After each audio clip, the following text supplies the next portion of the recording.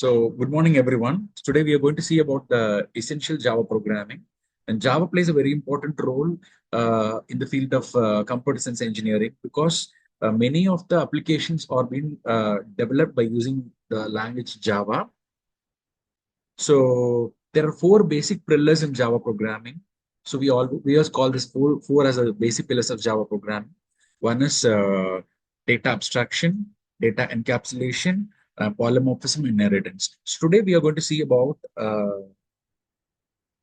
inheritance, and we'll see how the inheritance plays a very important role. So as far as this inheritance has been concerned, uh, inheritance, we are going to see, this is the agenda of the day. So we are going to see about what is inheritance and types of inheritance and interface concept. And we have some questions to predict for the output and the difference between the method overloading and method overriding. And we are going to see about the constructor and its types. So inheritance is the most effective features of object-oriented programming. So it permits sharing and accessing the properties from one to another class. That is, you will be having one class, and the properties of one class will be uh, derived to a new class that is called as inheritance. I repeat, the properties of one class is being derived to the new class that is called as a inheritance. So always we will be using a basic example for inheritance. That is the parent-child relationship, the properties of parent that will be inherited to the child. So the best example for inheritance is parent-child relationship. So these are the different types of inheritance we have. The first one is a single inheritance.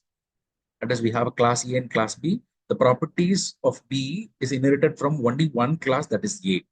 The next one is multi-level inheritance. You have a different level of inheritance. That is a derivation of class from another derived class. I think you know the meaning of derivation of class from another derived class.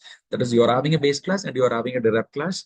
A new class has been derived from already derived class. That is what different level of inheritance takes place. That is the reason it is called as a multi-level inheritance. The next one is hierarchical. That we will be having in that we will be having one class and more number of derived classes. The base class will be one and more number of derived classes. So this is the different types of inheritance.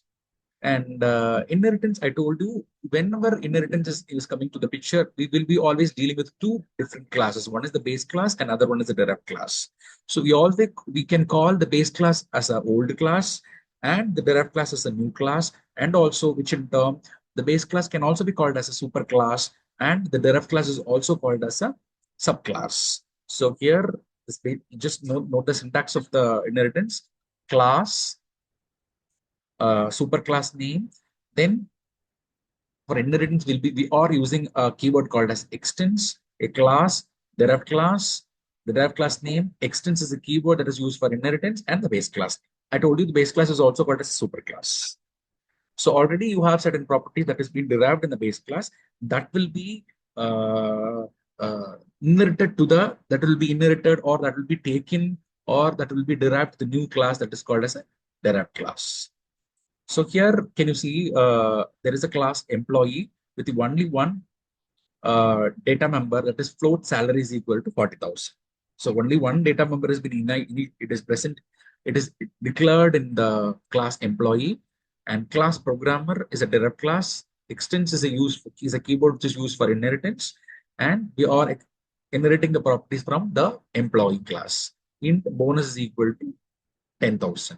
Then you always the derived class will be comprising of a main method, that is public static void main, string args.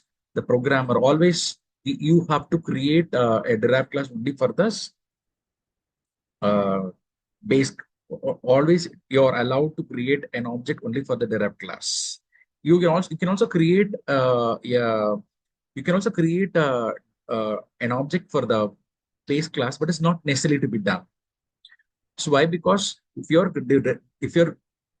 people are declaring a derived class and you are creating an object for the derived class, the base class is virtually present inside it. That is the reason we are not always going for creating an object for the base class. Public class extends employee, int bonus. Then I told you the common practice that we always create an object only for the derived class. programmer P is equal to new programmer system.out.println salary. Can you see the salary here? The salary is uh, derived from the base class. You have not declared that particular salary inside the derived class. So you are reusing the properties of the base class, the system.out.println.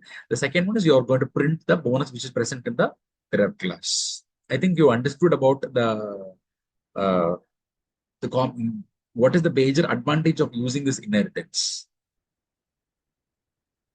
So when an object has been created, automatically space will be allocated using an object. The object name is P.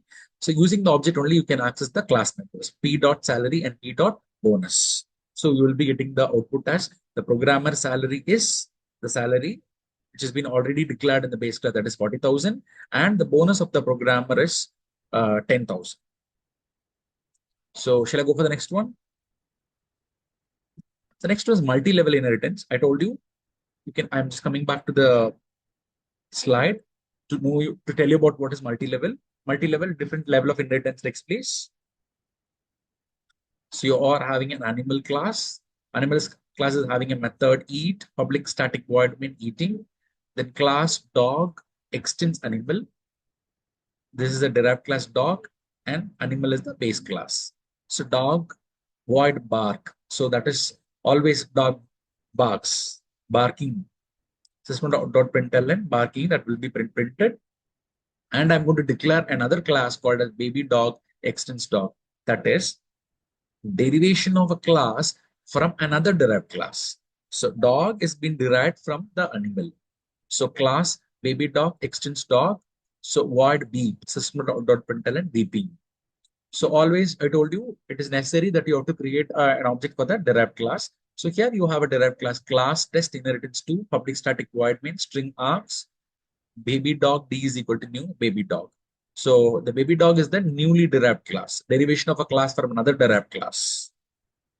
So D dot B, D dot bark, and D dot eat. So what is the output you will get for this multi-level inheritance? Can anyone tell me? So first is you will be getting beep. So beep is beeping, barking, and eating. This is the output you will get.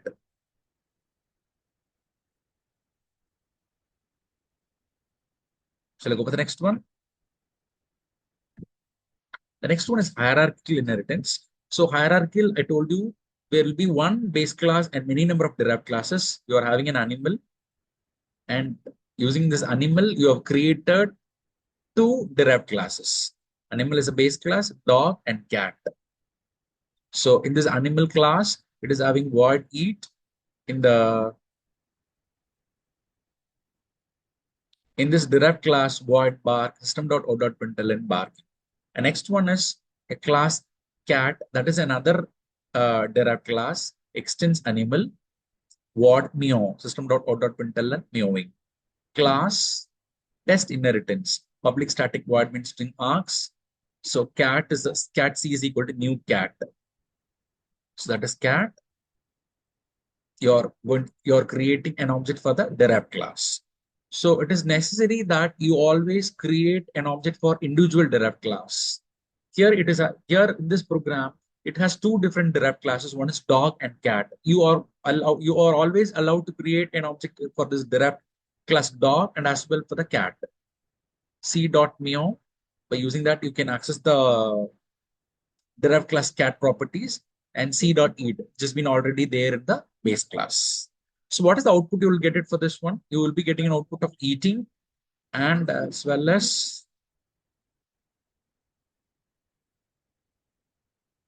meow.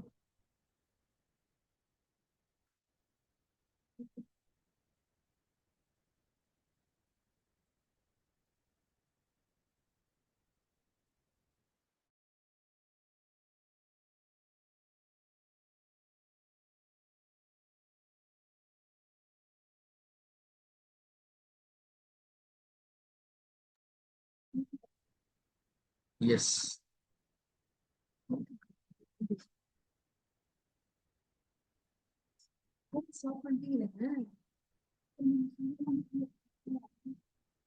Uh,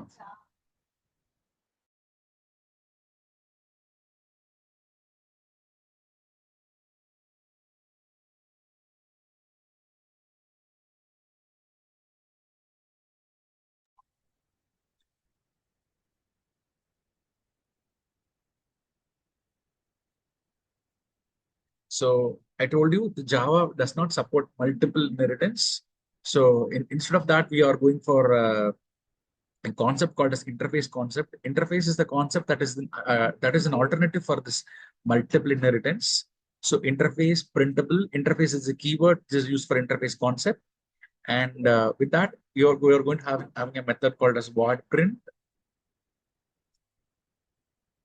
interface showable, void show, and you are having a derived class A7 implements printable and showable. That is what multiple inheritance deriving a class from more than one base class. So here we have two classes that is printable and showable. Two different classes are there. You are going to derive that public void print system.out.println hello and public void show system.out.println welcome.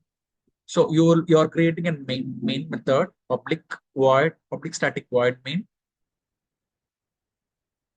I told you always it is a practice that we always create an object for the base derived class. So A7 a object is equal to new A7. So using this object, you are accessing the printable interface and as well the showable interface. So you will be getting output as the first is print is being called. So you'll be printing hello and next is show welcome. So this is the output of this hello and welcome. What is an advantage of interfaces? So Java does not support multiple intent. That is the reason we are going for the interface concept. So these are the different types of inheritance we have.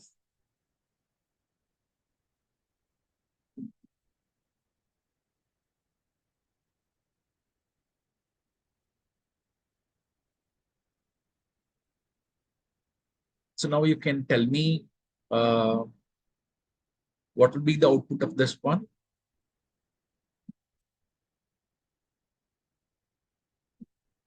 So these are different types of inheritances that Java programming contains. So I repeat, the Java programming contains single, multi-level, and hierarchical. And we also seen about uh, interface concept that is an alternative for multiple inheritance. Okay.